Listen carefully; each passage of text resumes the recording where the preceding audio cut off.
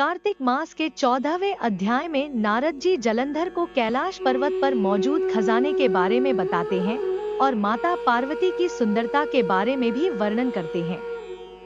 साथ ही जलंधर से कहते हैं कि महादेव जी के अतिरिक्त कोई दूसरा त्रैलोक्य में समृद्धिशाली नहीं है।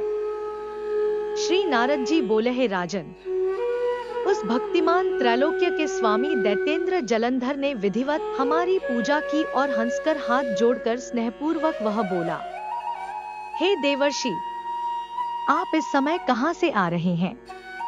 आपने कहां क्या देखा? जिस उद्देश्य से आप यहां आए हैं उसे आज्ञा दीजिए। नारद जी ने कहा, है दैत्यराज, मैं यूं ही घूमता हुआ कैलाश पर्वत पर जा पहुंचा। वहां पार्वती जी के साथ बैठे हुए शिव जी को देखा। वहां 10,000 योजन के विस्तार में कल्पवृक्षों का भारी जंगल था। वह महावन सैकड़ों कामधेनु गौओं से युक्त था, जिसमें कैलाश पर्वत चिंतामणि के समान देदीप्यमान हो रहा था। यह दृश्य देखकर मुझे तो बड़ा आश्चर्य और विस्मय हुआ और चित्त में यह संकल्प विकल्प होने लगा कि ऐसी संपत्ति तीनों लोकों में और कहीं है या नहीं। हे दैत्यराज, उसी समय तुम्हारी संपत्ति का स्मरण मुझे हो गया। उसी को देखने के लिए मैं आपके समीप आज यहाँ आया हूँ।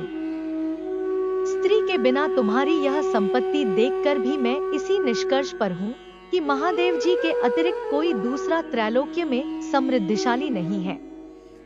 यद्यपि तुम्हारे वश में अनेक अप्सराएं तथा नागकन्याएं हैं, तथापि उनमें कोई भी पार्वती की भांति रूपवती नहीं है।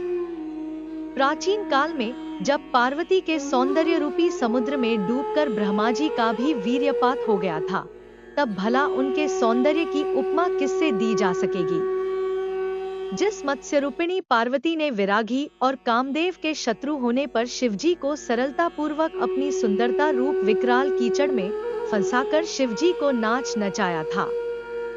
स्त्रियों की सृष्टि करते समय विधाता ने जिसके रूप लावण्य का बारंबार निरीक्षण करके अप्सराओं की रचना की थी, फिर भी उनके समान एक भी अप्सरा न बन सकी।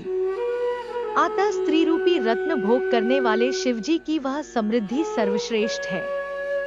हे दैत्यराज, सब रत्नों के स्वामी होने पर भी तुम्हारे पास वह समृद्धि नहीं है।